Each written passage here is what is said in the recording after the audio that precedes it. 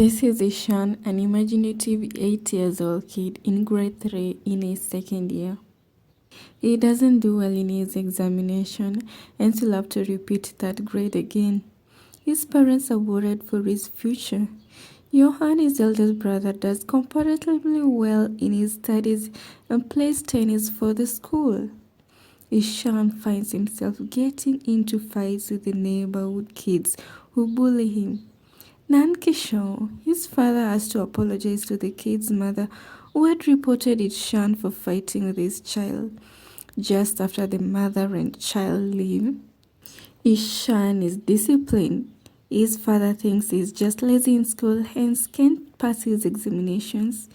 The next day in school, Ishan's English teacher requests him to read, but he fumbles as he doesn't understand the words. His classmates burst out laughing as he is sent outside the classroom as a form of punishment. Ishan is used to this kind of treatment as no teacher understands his situation. Later on that day, he found out he had not done his maths homework. To avoid punishment, he sneaked out of school and wanders around the market, buys ice cream, and later joins the students in the school bus without anyone noticing. His creativity and imaginative mind allows him to paint some good stuff. Maya, his mother, tries to tutor him. However, she finds out that he cannot write well, nor does he understand any maths calculations. She scolds him like everyone else does to him. He begs his brother Johan to write him an apology letter, as he had sneaked out of school the previous day and promises not to leave school again. The following day, he shows it to the teacher, who doesn't notice any forgery, and he even goes to an extent of pretending to cough. The maths teacher gave out a test that morning, and Ishan had a problem solving the problems. He could hardly answer any question right.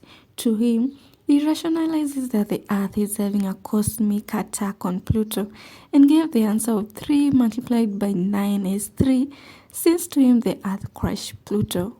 Wow! When asked how the exam was by his friends, he confidently said that he enjoyed the text. Nankishore returned from a business trip, and Ishan was overjoyed and he hugged his father. His father then finds on the floor the fake forgery of his absence in school and scolds him as usual. The two parents then visited the school and consulted with his teachers and the school principal, who described him as troublesome and thinks he is a special child who needs assistance in a special school. They are worried of their son's future and decide to take him to a boarding school. Ishan is horrified of the thought and begs his mother and father to stay, even promising to work harder in school. Due to the circumstances, the parents decide to take him to the boarding school for his own benefit. He is shown his bed in the dormitory. He is scared of the thought of being left behind as his parents live with Johan. He gazes at the car as it drives away. Even after the car has left, he gazes to vicinity, speechless, not knowing what to do. As the night dawns, he walks to the dormitory crying. He doesn't eat or talks to anyone and cries in the bathroom alone. Maya looks at his belongings at home and finds a flipbook of him being taken away from his family. What a sad moment. Ishan finds it difficult tying his tie or the shoes in the dormitory. Mr. Tiwari makes him sit on the first seat with the best student, but most of the time he doesn't pay attention in his class and he is physically punished by his arts teacher. His habits of the previous school had not changed, as he is still sent out of the class and excluded from various events. Or let's say it has even gotten worse, as he becomes frustrated and tears his books away. He's depressed and stops doing better as he's tired of everything around him. He looks himself inside as his parents come to meet him. He later bursts out crying and runs around the basketball ground as he doesn't want to meet them.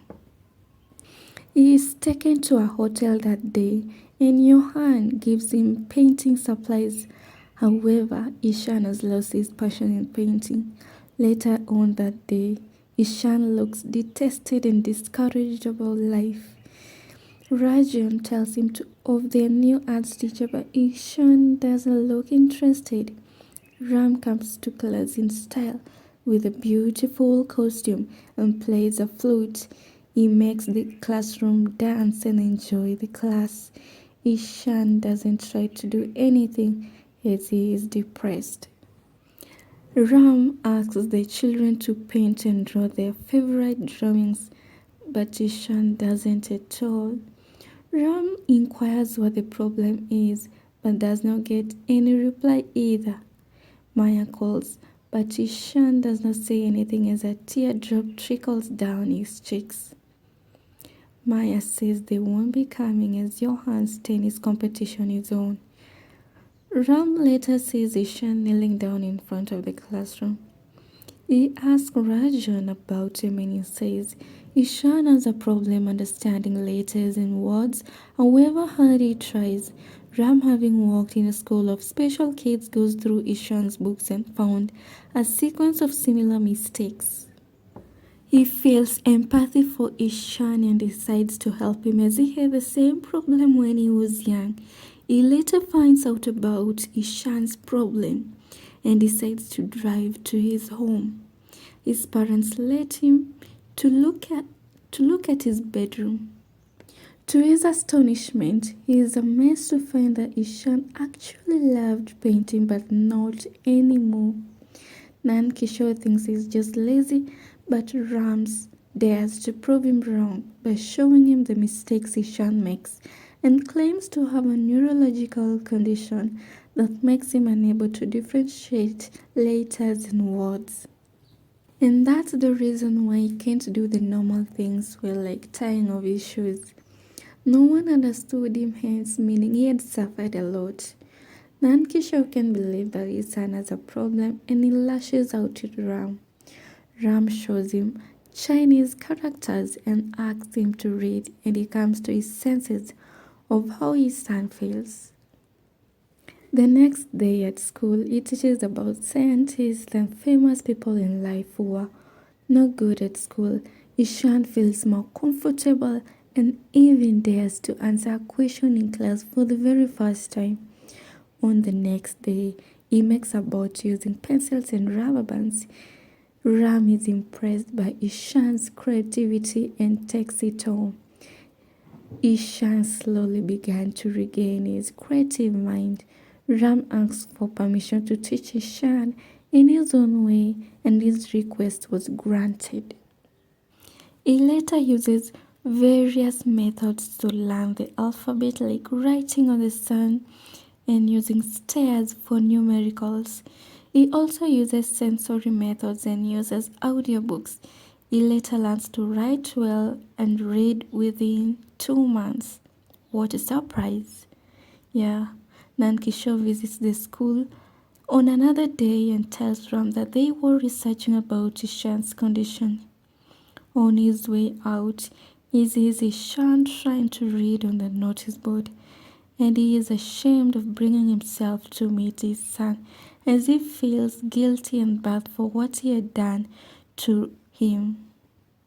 Ram, the arts teacher, organizes for a painting competition for the school, and everyone tries their best, including the teachers. Ishan decides to use the paintings he got from his brother for the very first time. He paints himself at the pond. He finds out Ram had painted a portrait of him. The principal later on announced that the best painting will be at the front cover of the year's school book. Wow. 2 paintings stood out the most, and Ishan took the first position. while Ram the second. Ishan feels good for the first time as the students applaud him as he is declared the winner. He goes ahead and asks Ram. Mayan and Kishore come to school at the end of the year to pick Ishan. The principal is excited and tells them about Ishan's talent as he shows them the end year book with Ishan's painting on the front cover page. Their parents are amazed as none of this has ever happened. He also praises Ram for teaching Ishan in his own way. Ishan's teachers also praise him for his progress in school. As the parents watch Johan and Ishan playing, they thank Ram for helping Ishan, and Nand Kishore apologizes for his behavior. Later on, Ishan bids farewell